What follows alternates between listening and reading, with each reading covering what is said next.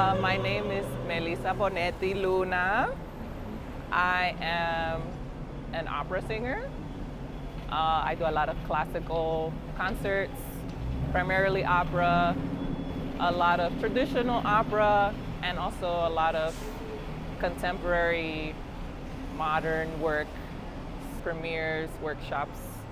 And I also focus a lot on classical music in the Spanish language, representing like Latinx composers as much as possible. I'm also Dominican and from Queens, and that's really important to me, and I rep that inside of the opera world. I mean, I don't follow opera, so I don't really know how many Latinos are in there. Yeah. But I'm from my little knowledge, it looks just like it's not that many. Like, right? That is correct. What do you think we can do to change? Yeah, I'm working on that. I've been really lucky that people have reached out to me to perform works by new composers that are Latinx. Like in the last 2 years, I've either workshopped or premiered, I don't know, something like 5 different operas. One from a Chilean composer, one from a Puerto Rican composer, one from a Mexican composer. And I think that, and these are all living people, and when you think about opera, you think about old dead white people, right? Mm-hmm.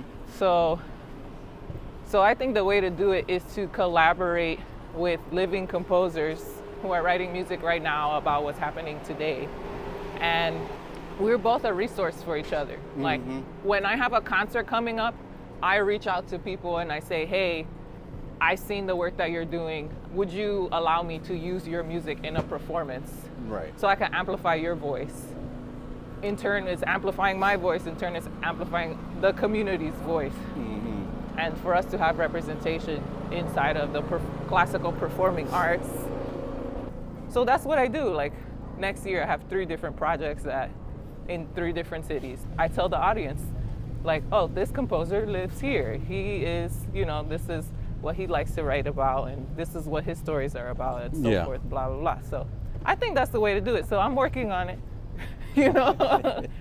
It's not easy. It's not easy, no. Because somebody can contact me and be like, oh, I want to hire you for this, blah, blah, blah. And I'll be like, sure, I'll just sing Mozart and Bach and Beethoven, whatever. Yeah. But I don't do that anymore. I say, hey, thank you for reaching out. Right. I would like to sing this.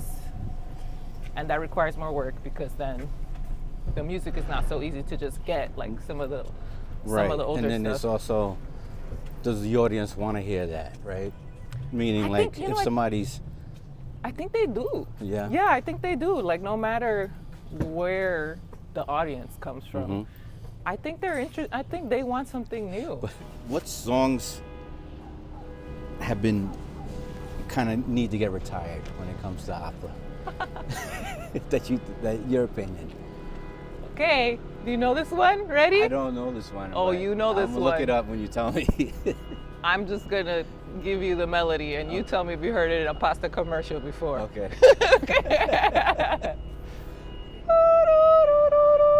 Oh yeah. This is the habanera from Carmen. Okay. The opera is Carmen. Everywhere I go, oh, can you sing the habanera? Yes, I can sing the habanera. It's like in every pasta commercial. It's not even Italian, it's French, okay? But I actually love the show so much, but it's played out. Okay. It is played out. Which is why I do a lot of new opera, because I like being more creative. I think sometimes traditional opera can be a little boring. Name a great love story. A great love story is maybe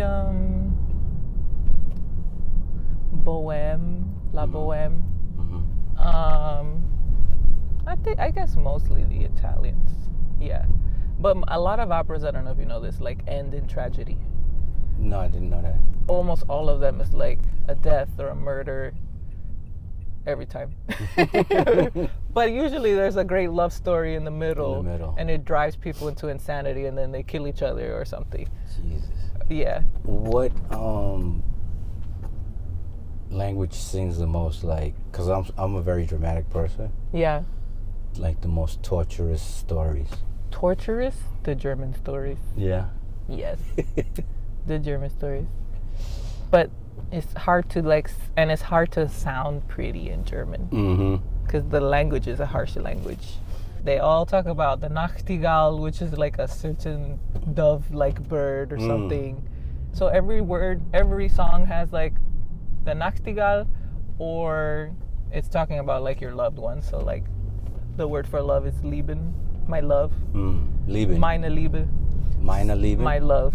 So Meine Lieben. I like Meine that. Liebe. Everything is meine Liebe, Nachtigall, whatever. So the Italians are the most dramatic, and this is why I like opera so much, is because everyone in real life is dramatic.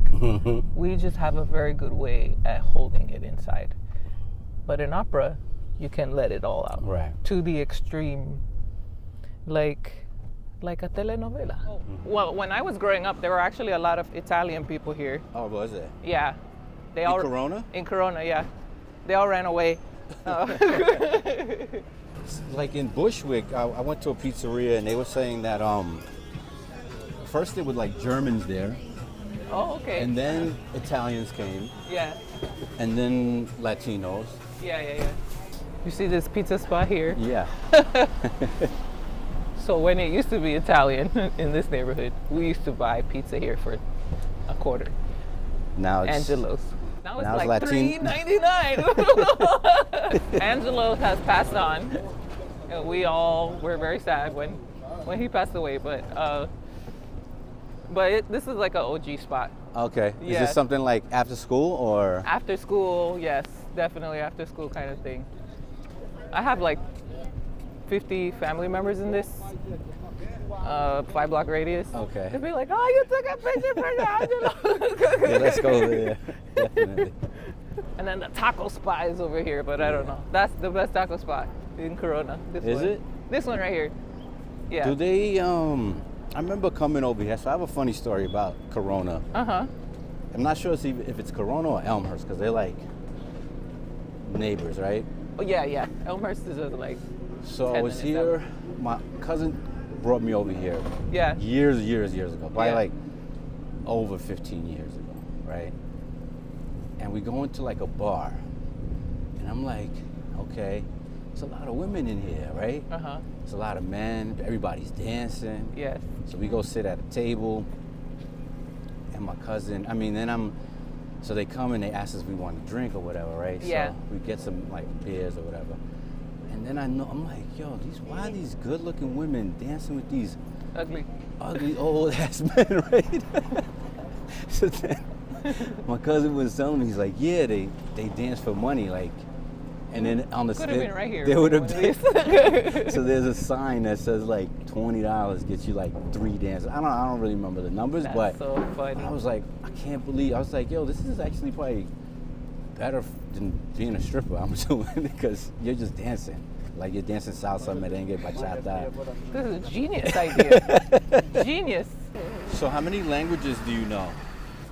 I obviously speak Spanish and English, and I speak Italian. Okay. I used to speak French, but it's kind of gone away, but I can get by, you know. I have broken French.